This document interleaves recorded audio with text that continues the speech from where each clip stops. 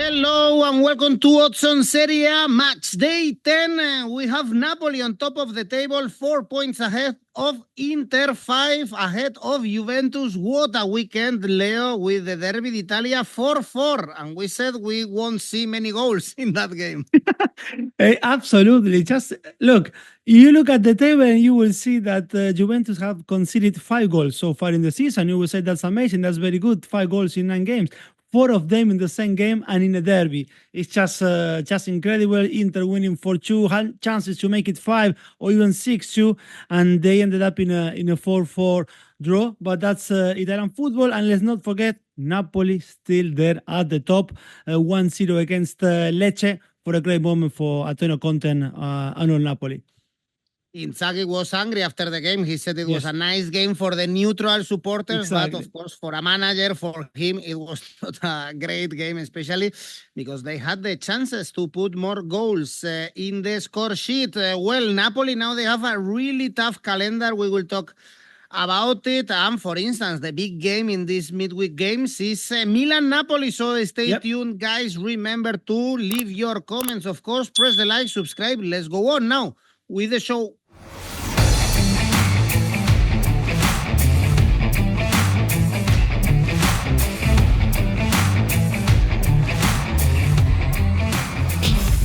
And we have games Tuesday, Wednesday, and Thursday. First one is Cagliari, Bologna. Bologna-Milan, we analyzed it in the previous week, but it was suspended. There was a lot of rain in the Bologna region, and especially the Comune, the town hall of Bologna, the region didn't want to play because there was some risk for the supporters. Milan was angry at the decision, but anyway, Leo, Bologna didn't play and didn't win also in the Champions League, lost again in Villa Park, so they have the same points as Cagliari, and still they come to this game as favorites, but I can't trust this Bologna.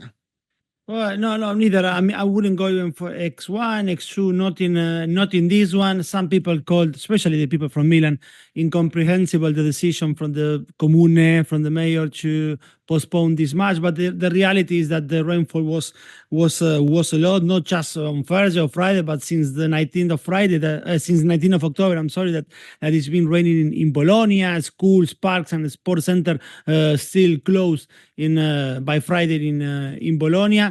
But at least the decision meant that Bologna Edu could not draw another game, which is good as well. In Serie A, what you pointed out in Champions League, that's true. Another defeat in England, in this case against Aston Villa in Villa Park, away from home, and again they didn't do well. It seems to me that almost the same mindset that when they travel to Liverpool, not just at least not to come back to Italy with a heavy defeat. At least for Bologna, this postponement as well means that more training with his teammates for Louis Ferguson, who has rejoined the group 6 months after suffering a knee injury. That's great news for them. Let's remember the Scottish had a crucial role in Thiago Motta's Bologna. He missed the last 6 matches last season and also the Euros with Scotland. And for Cagliari, the defeat away with Udinese put an end to a good run of 4 matches without losing. Another game, Edu, this season in Serie A, in which a red card marks the direction of a match that the match will take, because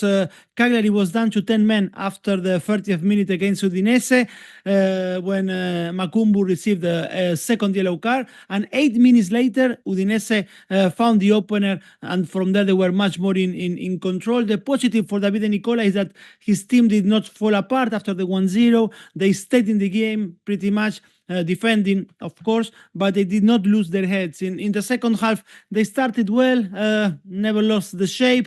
The substitution that Cagliari decided were introduced with the idea maybe of bringing a little bit more players to attack in the space, to play long balls behind Udinese's defense, but very rarely they managed to do that. 1 win for Cagliari in 5 fixtures at home. That was the 3-2 against Torino on Matchday 8. The rest have been 2 draws and 2 defeats. For Bologna, their only win in the campaign came away from home, actually. That was against Monza. And they have scored 6 on the road. only against Napoli they haven't scored away, but still I wouldn't be trusting here Bologna, Cagliari.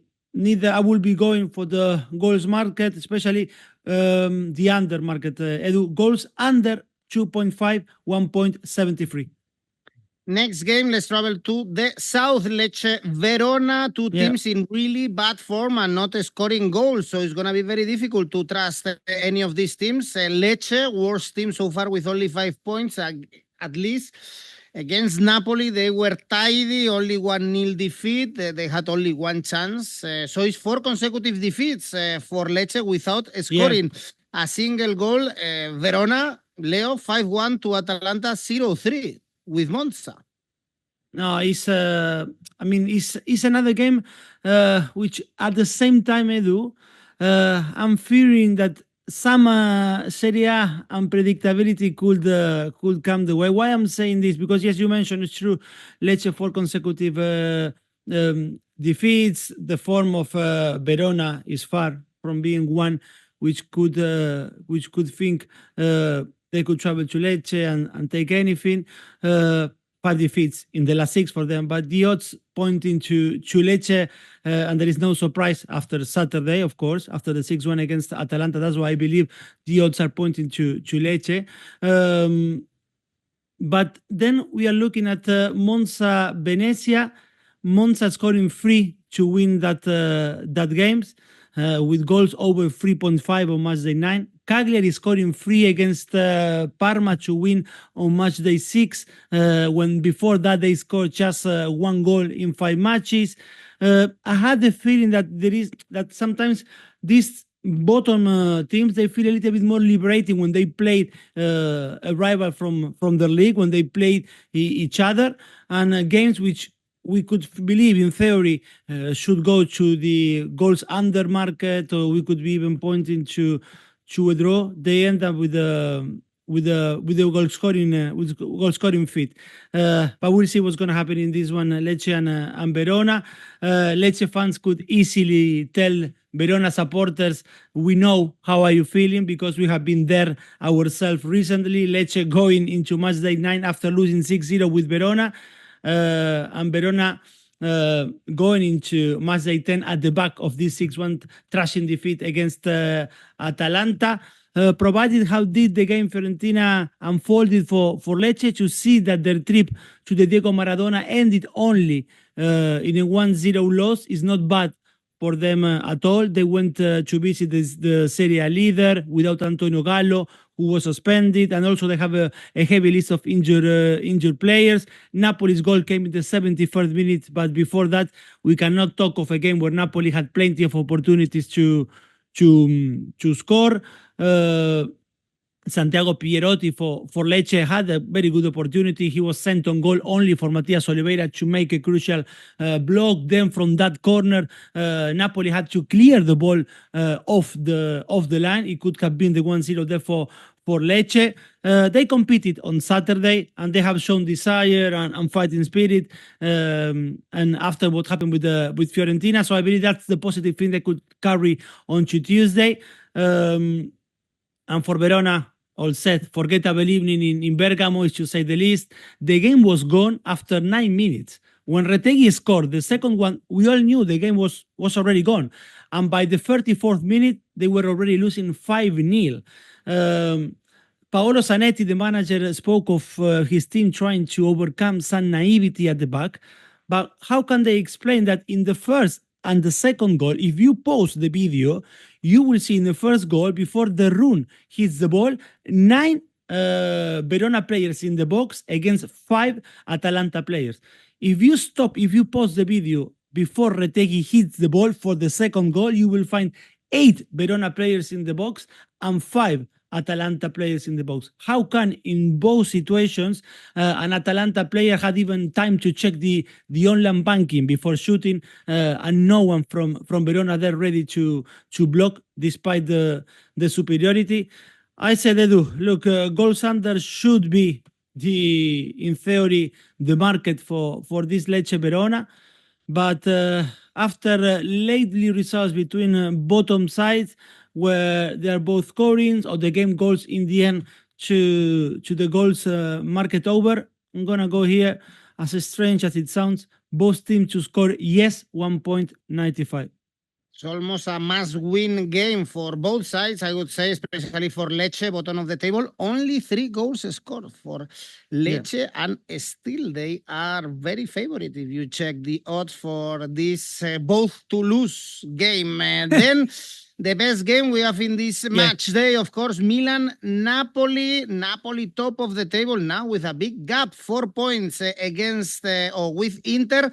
But be careful because there are important things ahead for Napoli. Leo, is this game against Milan, then Atalanta, Inter, Roma, and Torino are next. So we have to see the real level of this Napoli. 5 consecutive wins since they drew with Juventus and Milan. They didn't want this game or the game against Bologna to be postponed because now Theo Hernandez and Reinders will be suspended for this game. And if they want to have a chance to fight for the Scudetto, they have to win these big games. They are 8 points away from Napoli. Yeah, that's why when I was saying that from Milan, the voices were of like commenting as an incomprehensible decision to suspend the match. It was mostly because they had in their mind that Theo Hernandez and Reinders, they were not going to play against Napoli. And they are not the only one. Yesterday, Edu, in training, Matteo Gabbia, the defender, got injured. He is also out of the contest on Tuesday. Tammy Abraham and 𝐬𝐭𝐴 will be absent too, a situation that will give the opportunity again to Francesco Camarda, the 16-year-old forward who made his debut in Champions League. At least they're going to see Davide Calabria maybe returning to action. Christian Pulisic, in this situation, as it has been lately for them, should be anyway their main man in attack. He has been directly involved, Christian Pulisic, in at least 1 goal in each of the last 7 league matches for Milan. Since 2004, only Zlatan had a longer run when that year he was involved with a goal or an assist in 10 consecutive matches for Milan. Napoli did not have a great match against Lecce, but they are winning, and you cannot underestimate that. They managed to rest anyway against Lecce, Politano and Kvaratskhelia for at least 60 minutes on the game. They gave David Neres and 𝐿𝐭𝐼 the first start of the season. It seems that the back four is here to stay with Conte in order to give McTominay more advanced freedom on the pitch. The Scotsman is adapting very, very quickly to life in Italy. He has started the last 5 Serie A matches and he played all 90 minutes in those games. If there is something not particularly working at the moment in Napoli, I would say that is Romelu Lukaku goal-scoring contribution. Edu, he has not scored from open play in 5 matches since his goal in Sardinia against Cagliari. Then he scored against Como, yes, in the Diego Armando Maradona, but that was from the penalty spot. It was strange to listen to Conte talking about possession on Saturday because his team had the ball 65% of the time, but it was true that Napoli had 24 shots on the afternoon, but some of them were poor decision-making. I believe some anxiety, as Conte pointed out, from his players. But more than the possession, for sure, Conte is happy that Napoli kept 6 clean sheets in the last 7 matches with 16 goals scored and just 1 with Como conceded. In the head-to-head, Milan is unbeaten in the last 5 in all competitions against Napoli, including that quarterfinals in the Champions League in the 2022-2023 season. The odds for Napoli to win are extraordinary, hovering 2.9. A clean sheet for Napoli is trading at 3.75. Napoli for sure has seen the crazy Inter Juventus, the 5 goals in the first half, and I can imagine Conte despising that and making sure his team looks for control. My take here is first half draw. First half draw, odds of 2.28. And look, Edu, even a double chance, Napoli at 160 might be good here. Well, Napoli to win, as you said, is huge. 3, Milan are favorite, 2.4. Napoli, they drew the only big game they've had this season against Juventus, a very cautious one. We didn't see many chances, and Milan was able to win the derby. But they are not doing a great season so far. Big game also to see where this Napoli stands. If they are gonna fight for the Scudetto, we will see in the next weeks. On Wednesday, Empoli Inter needs to go back and win in a difficult pitch as the Castellani, because this Empoli is in really good form. You mentioned the double chance in the Parma Empoli. It was a draw, but Empoli were really close to win this game. They only lost to Lazio and Napoli this year, and both were really close games. And Inter, Leo, I want to highlight, as the newspapers are doing, 𝐜𝐨𝐴𝐵𝐿𝐴. He came as a big substitute for Çalhanoğlu, and he's shining in his absence. Yes, absolutely. He was amazing, scoring 2 times from the penalty spot against Juventus. I actually have on some individual performances on my note to highlight for the good and for the bad. Sommer in goal, Edu. He looked a little bit static in at least 2 goals. Also when you compare Sommer against Michele Di Gregorio, who was one of the man of the match for Juve yesterday. Bastoni sometimes a little bit sloppy, and he's going to dream with 𝐜𝐭𝐚𝐲 for at least the next few days. Lautaro did well creating chances for others, but he did not find himself in a good goal-scoring positions. Dumfries, as always, actually he scored one of the best in the world going forward, but always leaving huge spaces in behind, which yesterday 𝐜𝐭𝐴𝐧𝐧𝐬𝐿 in the second half after his introduction took the advantage. On the other hand, Zielinski replaced Çalhanoğlu. I played a very, very good match in midfield. Mkhitaryan is also the one who's becoming the player we admire when he was in Borussia Dortmund. Thuram was very lively too, also participating in the Mkhitaryan goal with a nice 1-2. Was crazy as for the neutrals, as Inzaghi said, amazing, but for Juventus was great because they were 4-2 down, but for Inter was one to forget, or one they will not remember, or they will remember with disappointment, this 4-4. For Inter, we count now 13 goals conceded. That is 8 more than Juventus or Napoli. Inzaghi, of course, very angry after the match. He said that you can concede 4 shots against Juventus, but you cannot concede 4 goals out of those shots. Actually, the exact stat of the game was 5 shots on target for Juventus, and they managed to score 4. So that's why so upset it was Simone Inzaghi. They had the chances to make it 5-2, 6-2. But in the end, they haven't taken them, and you know what happened at the end of the game. And Empoli should feel happy to have taken 1 point in the Ennio Tardini, because Boni, the player we spoke on the last show, he missed a penalty with a few minutes to go in the match when it was 1-1. So basically, they could have gone home empty-handed. But they are now 4 matches without a win, 2 defeats and 2 draws, but in a comfortable position based on the strong start of the season. They had Empoli. Those 2 defeats were against Lazio and Napoli, and both for 1 goal margin. So it speaks very well about the season that Empoli is having. They could have been a little bit more clinical in the first half. They had the chances to make it 2-0, but they will regret that they haven't taken those. An emotional return for 𝗛𝗲𝗿𝗀, who was the manager in Parma for 4 years. They are missing as well some players out of injury because they are injured, like 𝗀𝗏𝗏, Biti, 𝗫𝗏𝗏. All of them not at 100% fit. So we'll see if they're going to be able to play against Inter or not. My take here, Edu, Inter to win. That combined with Inter to score first, both 2 together, odds of 2. Inter to win, Inter to score first. A lot of goals conceded this season for Inter, 13, and that's why Inzaghi was not happy after the Derby d'Italia. This is not an easy game at the Castellani because Empoli are very strong this season, and at the same time we have Venezia. Udinese, I really love the odds for Udinese, 2.8 to win is basically the same as Venezia to win.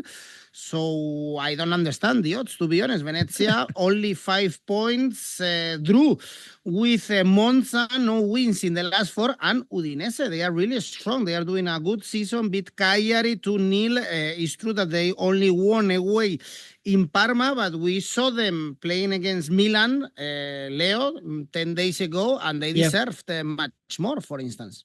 Yes, to be honest, when I was looking at the odds, I was super surprised, and I thought maybe it's down to the fact that away from home they can show only that win against Parma. And I will tell you now straight away, I'm going for that. Udinese to win. Last night it was 2.9, now it's 2.8, but still massive odds, great odds to be honest for Udinese. So I'm going that route. Udinese to win. That's my take in this match. It was a great win at home for Udinese against Cagliari. I mentioned before with Cagliari they were down to 10 men after 30 minutes. But they truly deserve anyway the 3 points. They scored one of my favorite goals on Matchday 9, the one from the striker Lorenzo Luca. His header, the timing for the jumping, everything was perfect, but was not the header especially. I don't know if you have seen it, Edu, but the delivery from Camara was outrageous. The way he crossed the ball makes you watch it over and over again in loop. If you haven't seen it, go and watch how Camara crossed the ball for Luca to score. Luca scored 8 goals last season. He has already 4 in this Serie A. I don't think it will materialize anytime soon, but people in Italy suggesting that Lorenzo Luca could be a potential replacement, or at least a backup striker for Dusan Vlahovic in Inter. Juventus has been tracking him since his days at Pisa. The partnership with Keinan Davis is very interesting because Luca is 2 meters tall and Keinan Davis is 1.91 meters. So those two battling with opposition center backs is a real asset for Udinese. And against this Venezia, bottom of the table, against Monza, everything happened in the first half. 2 times they were ahead, 1-0 and 2-1, but the game ended in a draw. Venezia at home have recorded their only win in the season so far, but again, for me, 2.8 for Udinese to win is there to take. It sounds really good, these odds to back the away team. Next game, also in the north of Italy, Atalanta, Monza in Bergamo. Atalanta absolutely on fire, apart from the game in the Champions League against Celtic. 3 consecutive wins in Serie A, 6-1 with Verona, 5-1 with Genoa. So plenty of goals in their new stadium. In Bergamo, Monza leaving the bottom 3 with the draw against Venezia and the win in Verona, Leo. Yeah, this Atalanta, Edu, a joy to watch. Today is going to be a special day for Atalanta because it's the gala of Ballon d'Or in Paris. So we're going to have there Ademola Lookman, the first Atalanta player ever to make it to the 30 nominees for the men's Ballon d'Or. On the weekend, it was the 400th match of Giampiero Gasperini, in charge of Atalanta. Gasperini actually is nominated as well for the men's coach of the year trophy in Paris. He was a little bit upset, and I think he was right to say it, that Atalanta is not nominated for the best club of the year trophy, which is weird because if Gasperini could win coach of the year, if Atalanta won the second UEFA competition, how come they are not nominated for the best team? A bit strange for me. Anyway, to celebrate the Gasperini's 400th match in charge with the 6-1 against Verona was great. They were 3-0 after only 14 minutes on the match. If Ademola Lookman is going to be present in Paris for the Ballon d'Or Gala, maybe, who knows, Matteo Retegui could claim in the next one he could make his case because he's absolutely on fire. He's just the third Italian striker to achieve 9 or more goals in his first 9 games of Serie A. Let's remember, last season he finished with 11 goals all the way. So it's absolutely remarkable for him to be the way he's doing in Atalanta. He just simply cannot miss at the moment. He scored twice in the 6-1. The other 2 Italian strikers who managed before Retegui, they were Luca Toni, one of my favorites, and Vincenzo Montella. Monza on Sunday travels to the Diego Armando Maradona to face Napoli, and after now comes Monza for them, and then Atalanta travels. That's what I wanted to say, to Diego Maradona. You mentioned with Napoli to play Napoli on Sunday, and after that they have a trip to Germany to face Stuttgart in the Champions League. Busy and important days for Atalanta, and Monza on the other hand is now 3 games without losing in Serie A. Alessandro Nesta's team had to fight twice to come back and get the point against Venezia, and they were happy to take that point because in the second half there was some kind of pact of no aggression almost between them. But here, for me, again, especially Atalanta playing at home, another chance to win and to score goals. So Atalanta to win and goals over 2.5 here, odds of 2.1. It's paying off, of course, back in Atalanta with plenty of goals. 5th in the standings, 24 goals scored in this area, the highest tally. And Monza, work in progress. They've been doing a couple of great seasons since they are back in, or since they are in Serie A with Galliani and all the investment, but this season they are struggling at the beginning. And also on Wednesday we have Juve, Parma, still Juve, the only team without a defeat in this Serie A after the 4-4 that we mentioned. Of course, the man of the match for Juventus was the Turkish 𝐜𝐭𝐴𝐧𝐧𝐞𝐜 with a brace in the second half. They have a difficult schedule now for Juve, this game, okay, and then Udinese and Lille away, because also in the Champions League they are having a tough schedule, and the Parma, they are winless in 7, but they can score, Leo, and they could be dangerous. Yeah, and 4 draws in the last 5 matches for Parma. There's been only 1 game in the season when they haven't scored, so that should be something that maybe Juventus should take into consideration, especially that they had the 1-1 against Cagliari at home. Juventus, although yes, I believe they should overcome Parma without much difficulties, but again, this is a team, Parma, who they know how to score in almost every single fixture. Yesterday, of course, 𝐬𝐭𝐴𝐧𝐽, the man of the match, coming from the bench for Juventus, but before 𝐬𝐭𝐴𝐧𝐽, they needed Michele Di Gregorio, who saved Juventus a few times when Inter was 4-2 winning at some point. But there's something as well that Motta could feel a little bit proud with his team at the moment, or after last night, is that Juve was not the first time that they needed to overcome tough situations in games. Let's remember Champions League, they were losing against Leipzig, they were down to 10 men, and in the end they end up winning the match away from home. 𝐬𝐭𝐴𝐧𝐽 was massive for them in the second half. He scored, he reduced the deficit in the 71st minute, and then he scored the equalizer 8 minutes before the end of the game. So the question for Motta was why to start Timothy Weah and not the 19-year-old Turkish player. Motta was explaining that Weah can offer more in transitions, where 𝐬𝐭𝐴𝐧𝐽 he can accommodate 𝐬𝐭𝐴𝐧𝐽 in different positions, winger, midfielder, or striker.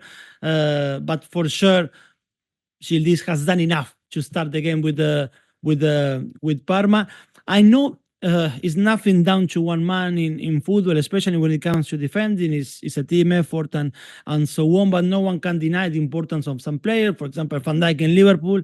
And in Juventus, the absence of the Brazilian Bremer is having an impact, I believe, Edu, because they are struggling a little bit since Bremer got injured. He's out of the season. 8 goals conceded in 5 games across all competitions for Juventus. The last 3 matches at home for Juve show a 0-0 with Napoli, 1-1 with Cagliari, and a 1-0 win against 10 men Lazio. We add to that the defeat with Stuttgart, and the picture is a little bit bleak at the moment. Motta said after the match that Juventus are not in the Serie A title race. I could understand some mind games maybe from Motta, but this is not what the supporters of one of the giants club in Europe like to hear, that they are not there to fight for the title. Anyway, Juventus, I said, clear favorites here, of course, and even if the defense started to leak, they still have 𝗛𝗏𝗏, 𝐿 𝐭𝐴𝐧𝐽, 𝐬𝐭𝐴𝐧𝐽 should be enough to be Parma and by a good margin. I'm going with Juventus Asian handicap minus 1.5, odds of 2.1. Well, Juventus to win the Scudetto is 6. I kind of agree, to be honest. I only see one big favorite, Inter. And if Inter fails, it opens the door to Napoli and Juve, especially, and who knows if to Milan. But there is one big favorite, and this is Inter. Is the best squad and the best team in this Serie A. It's been like this for a couple of years. Well, Leo, we have 3 games on Thursday. Genoa, Fiorentina is the first one. Fiorentina absolutely on fire. They started the season with a lot of doubts, with a lot of draws, almost out of Europe, but they are turning around the situation. 20 goals scored. They scored 5, smashed Roma, scored 6 against Lecce, scored 4 against St. Gallen. So it's 5 consecutive wins in all competitions, scoring plenty of goals. And Genoa is one of the worst teams so far. And especially in the last weeks, only 1 point in the last 5 games. Yes, amazing time for Fiore. They seem that they have turned a corner. 6 wins, 1 draw in the last 7 in all competition, scoring 19 goals and conceding 4 in those 5 consecutive wins that you just mentioned, Edu.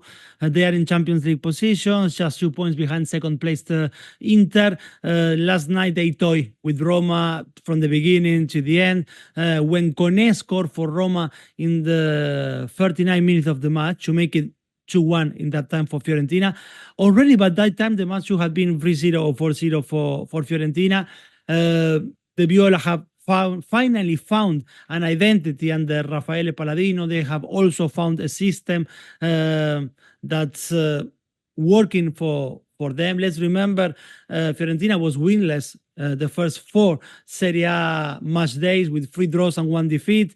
But since Palladino switched to from 3-man defense to 4, closer to the system that these players were used to with Vincenzo Italiano, everything started to flow for Fiorentina. Last night, 𝐬𝐭𝐴 𝐻𝐿 was man of the match with 2 goals. With Juventus last season, he scored 8 in 28 matches, although he started only 11 of those 28 games, but he already has 4 goals in the season and have started all games in Serie A for Fiorentina. So he has the confidence and the trust from the manager. 𝐿𝐴𝐴𝐵𝗿𝗏, who is on loan with an option from Roma, played very well at the left of the midfield. Beltrán scored his 2nd goal of the season from the penalty spot to gain some confidence. 𝗏𝗏𝗏, the former Milan midfielder, gave plenty of dynamism and quality on the ball in the midfield. When they asked Palladino which player was the standout for him, he picked the center-back Pietro Comusso, who won almost every duel against Artem Dovbyk. And for Genoa, another defeat. Yesterday against Lazio, 4 defeats in the last 5. They are winless since Matchday 2, have kept only 1 clean sheet all season. Actually, 4 of the 6 points they have were collected in the first 2 weekends of this season for Genoa. They have scored 7 goals only, and 2 of those were on Matchday 1 against Inter. So a clean sheet for Fiorentina, odds of 2.5. Fiorentina Asian handicap -1, you will see odds hovering around 2.9, 2.8. But for me, Fiorentina to win, odds of 2 is good enough, Edu. Yeah, plain and simple. The odds are very good to back Fiorentina. And Fiorentina smashed Roma. Next game is Roma-Torino. It should be the game of 𝗀𝗏𝗏, former Torino manager. Now with Roma, but there is a lot of turmoil around Roma. The supporters went to the train station in Roma to say bad things to 𝗀𝗏𝗏𝗏, to say bad things to the players, to the manager. And now there are some rumors about the Rossi coming back. Who would have thought about it, because he still has a contract with the entity, so it could be The decision check the news, Leo, because with these odds and with the current situation, I would tend to back Torino, especially because it looks like the players don't want to play for 𝐬𝐭𝐵𝐺. But if there is a change of manager, who knows? Probably there is a bounce back in this game.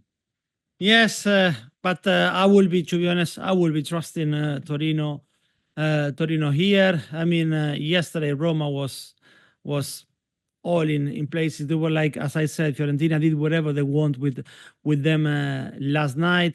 Just imagine if you were traveling to Italy, to Roma yesterday, your first time, you're thinking about to see in the 𝐜𝐭𝐴, you go from the airport to 𝘚𝗏𝗏, and the first thing you see is Roma fans crazy and super upset and saying everything against the manager. They have no patience with him. That's true. Roma is closer, Edu, to the relegation zone than to the Champions League at the moment. 2 defeats in the last 3 for them. In 8 games between Serie A and Europa League, 𝐬𝐭𝐵𝐺 has overseen 3 wins, 2 draws and 3 defeats. You can't say he's not trying. Yesterday, he even made the double substitution after 30 minutes, which basically tells you that he got everything wrong from the very beginning. It's not just 𝐬𝐭𝐵𝐺 under fire, the Friedkin family, owners of the club too. Everything is in shambles to the point where Roma reappointing Daniele De Rossi is a possibility. I was telling you before, for me, it's, I don't know, it's hard to believe, but you pointed as well that this is something common in Serie A, or it happens more often than in other leagues in Europe to reappoint managers who have been sacked in the same season. I think as 𝗏𝗏𝗏 Bowen on TV yesterday made a very good point, saying that 𝐬𝐭𝐵𝐺 is a good manager at a very different style of football. He prefers physically strong players with stamina, but he has taken over a team with a great deal of technical quality and that spent the summer signing players to that kind of philosophy. And when you see this Roma, the feeling is that 𝐬𝐭𝐵𝐺 has lost the dressing room, as you were saying. So now Torino is arriving after finally stopping those 3-2 consecutive defeats they suffered. They won 1-0 against Como on the weekend. A scrappy goal from 𝐜𝐭𝐴 in the second half was enough for them. That second half showed the best from Torino. They applied more pressure, and Como's goalkeeper became the man of the match. Although 𝐿𝐵𝐴 is through and 𝗀𝗀𝗏𝗏, they had chances to score for Como. Torino is now with 14 points, level with Milan, not too bad for them. The situation is very, very dark at the moment for Roma. Edu, for me here, double chance Torino at the Olimpico, 2.1 is very good. Indeed, Roma is not beating any team, only Dynamo Kiev suffering in the Europa League, but it's a completely destroyed club dressing room, and probably the best thing to do is fire 𝐬𝐭𝐵𝐺 after 40 days, and who knows? I also read Ranieri, who is retired. I also read Allegri. Sarri, who was manager of Lazio, names that I don't fit in this Roma. I think De Rossi could be better, to be honest, but no one understood why he was sacked. And the last game is Como Lazio, with Lazio, on the other hand, doing a pretty good season, and still the odds to back them here are pretty good. 2.6 are really high, probably because away from home they still have to work in progress. Leo is only 1 win and 3 defeats in Serie A away from home, and this Como with 9 points, always very entertaining, the bet of 𝗀𝗏𝗏𝗏 Fábregas. Yes, they couldn't score against Torino, although I mentioned before they had the chance. We will see now playing at home how they do. Lazio, they recover very quickly. Edu, I'm talking about the defeat with Juventus by winning in Europa League, and now in Serie A on the weekend against Genoa. 3 wins in the last 4 for them. They scored a beauty with Tijani Noslin, the Dutch striker, who nutmeg one defender, pass another one, and then played his shot in the far corner. Pedro scored again. If Aston Villa has John Duran as a super sub, then Lazio can boost Pedro as his own super sub. 2 goals coming from the bench this season for him. Lazio has scored 17 times this season so far, and they have diversify the goal scorers between their attackers, because you have Tati Castellanos more than a month without scoring for him, but he has 3 goals. Dia has 3, Noslin and Pedro, they both have 2 goals, and Isaksen, the Danish striker, has 1 goal to his name. They have to wait anyway against Genoa almost up to the end of the game, because Pedro scored the second one with 4 minutes to go. Before that, Genoa was not threatening anyway to make it to equalize, but there was a sense that you never know, a set piece, a corner could have complicated Lazio. They weren't decisive enough in attack, I would say. After Noslin opened the scoreline after 20 minutes, I had the feeling that they just relaxed a little bit, thinking that the amount of games they are coming are a lot, playing 3 games in 9 days. I think unconsciously sometimes is bringing a notch down from some players or from some teams, especially when there is a game where the gap between one another is big, like in the case of Lazio and Genoa. Once they found the opener, they can relax, and that's why I think Lazio did not create as many chances as we are used to when they play, especially at home in the Olimpico. For Como, the defeat with Napoli on match day 7 was normal, of course, but the last 2 matches they stagnated a little bit with Parma and Torino. For Fabregas, only Juventus have been stronger than Como in the games they have played. He believes Como deserved much more in the last 5 or 6 match days, and that their 9 points in the table does not reflect so far the performances his team has been putting. Patrick Cutrone has not scored in this winless run of 3 matches. Nico Pass is having patches. He's young, he just turned 20. He has good moments within a game, but he's not sustaining those good moments for longer periods of time. Yesterday he had a chance to score, he couldn't take it. But yes, Lazio, the favorite in here. Huge odds for an away win, but I will be a little bit more conservative, at least in the approach. Lazio draw, no bet, 1.86, Edu. All right, Leo, just remember before we go to your safe bet and your tips that we have opened a Discord channel to our users, and that you can still participate in our tipster competitions completely for free and making money at home, having cash prizes. Well, Leo, you nailed your ACCA at the weekend. So let's go with your safe bet first. Atalanta to win, 1.35. That's my safe bet, Edu. And your ACCA? I'm including Atalanta to win, and then I add another 2. Juventus Parma goals over, 2.5. And Lazio double chance. This 3 leaves me with an ACCA of 3.58. Brilliant, Leo. We have another show this week, since we have again Serie A at the weekend. So stay with us, Leo. Thank you. Thanks, everyone. Thank you. Bye-bye.